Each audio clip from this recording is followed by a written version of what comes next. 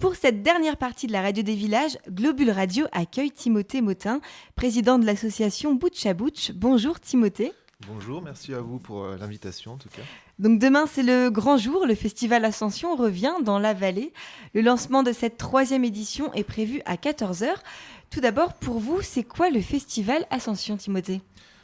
Alors le festival Ascension, c'est pour nous une grande victoire, je pense, parce que c'est la 3e année qu'on l'organise, donc c'est déjà une sorte de succès. Et c'est aussi notre façon de montrer un peu tout ce qu'on peut développer dans la vallée, en termes de culturel, de spectacle, de musique, et aussi de conférences et de culture.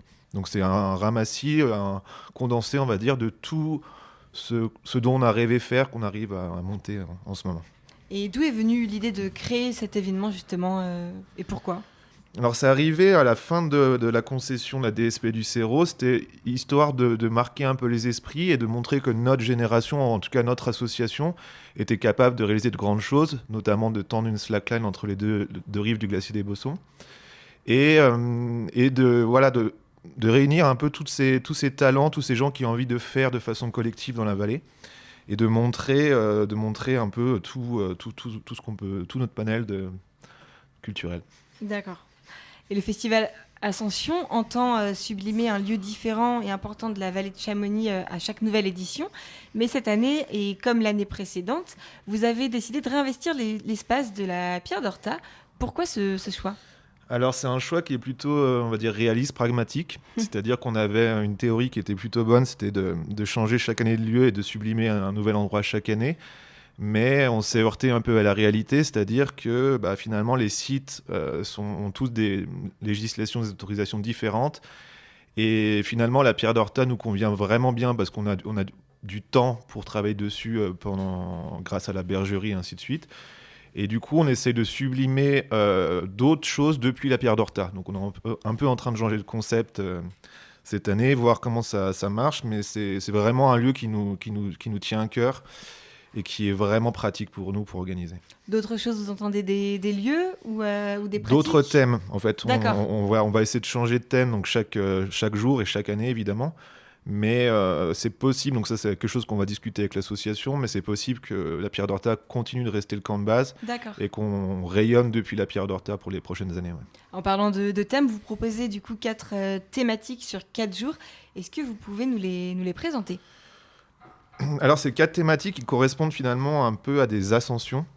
On se posait la question de quelles ascensions on pouvait faire depuis la Pierre d'Horta, puis on a choisi finalement un rythme assez chronologique en partant des premières ascensions. En fait, pourquoi les gens sont montés en montagne, et en se posant la question, c'est peut-être parce qu'il y avait une recherche de trésors, donc un truc à la fois mystique et aussi assez pragmatique justement, c'est-à-dire de trouver des cristaux.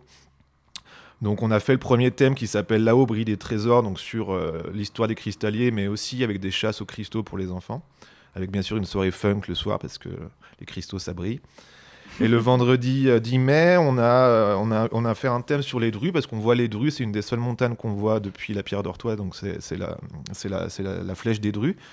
Et on voulait interroger cette question de la verticalité de cette montagne et pourquoi c'est un symbole de la montagne des Alpes, de la montagne du monde, de la verticalité. Donc on reçoit notamment Andy Parking, pas mal de pionniers de l'alpinisme qui vont nous parler de ce que représente cette montagne pour eux. Et aussi tout un trait sur les tableaux, sur la peinture pour les enfants et pour les plus grands aussi autour des drues. Donc avec bien sûr le soir une soirée dub, soirée reggae par rapport à cette mystique de la haute montagne. Le samedi 11, on refait le thème qu'on avait un peu fait l'année dernière, c'est-à-dire sur Frankenstein, pour le développer plus en profondeur, notamment avec des conférenciers qui vont nous parler de la relation de Mary Shelley, donc la romancière de Frankenstein, et de la mer de glace, et de Chamonix, et ainsi de suite. Et bien sûr en développant tout le thème des déguisements pour les enfants. Donc ça c'est une journée un peu plus fun, on va dire, avec une soirée électro qui va terminer cette journée. Et le dimanche, donc là on a développé un thème beaucoup plus, on va dire, retour d'ascension, donc le dernier jour, un peu plus chill, qu'on a nommé la pierre valeur refuge. Donc on va s'interroger un peu sur notre façon d'habiter Chamonix. Alors, il y aura un marché paysan, il y aura aussi une discussion sur comment vivre à Chamonix. Est-ce qu'il existe encore des habitats alternatifs sur Chamonix? Il y aura des migrants qui vont aussi réaliser une exposition ce jour-là. Donc une journée beaucoup plus chill autour de la pierre, avec une soirée rock qui termine cette journée. C'est un programme plutôt très très riche. Oui, c'est difficile à résumer. Oui, j'imagine. Mais c'est un festival gratuit et vous êtes uniquement des bénévoles du coup à organiser cet événement. C'est pas justement très compliqué de mettre toutes ces conférences en place uniquement avec une petite équipe? Alors oui, c'est compliqué, mais c'est aussi parce que ça fait 10 ans qu'on œuvre un peu sur Chamonix, qu'on arrive à monter ce genre d'événement. Je pense que les gens nous font confiance et nous connaissent, donc quand on leur présente ce genre de programmation, ils disent souvent oui tout de suite. On a la chance d'avoir une grosse équipe de bénévoles. Là, je viens de quitter la Pierre d'Orteuil, il doit y avoir 40 personnes qui travaillent dessus, donc c'est quand même énorme.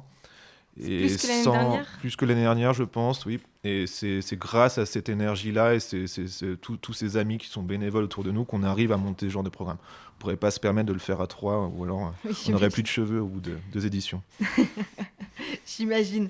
Et on peut encore devenir bénévole du coup Bien sûr, vous pouvez aller directement de la Pierre d'Ortail, il y a un barbecue qui se prépare et ensuite on aura besoin de bras cet après-midi si vous voulez nous aider, ou même tout le long du festival, il y a toujours des tâches à réaliser sur place. Et selon vous, quel est le temps fort vraiment à ne pas louper cette année? C'est une question compliquée. Oui, en fait, chaque thème est un temps fort, enfin chaque programme est un temps fort, j'ai l'impression. Mais je crois que cette année, il y aura une belle surprise à partir de 17h avec le spectacle de Romaine Cochet. On a monté quelque chose qui, je pense, peut marquer un peu les esprits, notamment une façon de faire apparaître, disparaître la Pierre d'Orta. Donc je pense que 17h, ça peut être demain. En tout cas, ça va être un grand temps fort, il ne faut pas louper. Super. Artistique, culturel et sportif, le festival Ascension, ça se passe dès demain et jusqu'à ce dimanche. Notez d'ailleurs que pour l'occasion, Globule Radio vous propose chaque jour à partir de 13h une émission en direct de l'événement. Merci Timothée Motin. Merci à vous tous et puis bon festival à nos côtés. Merci à vous. À vous aussi.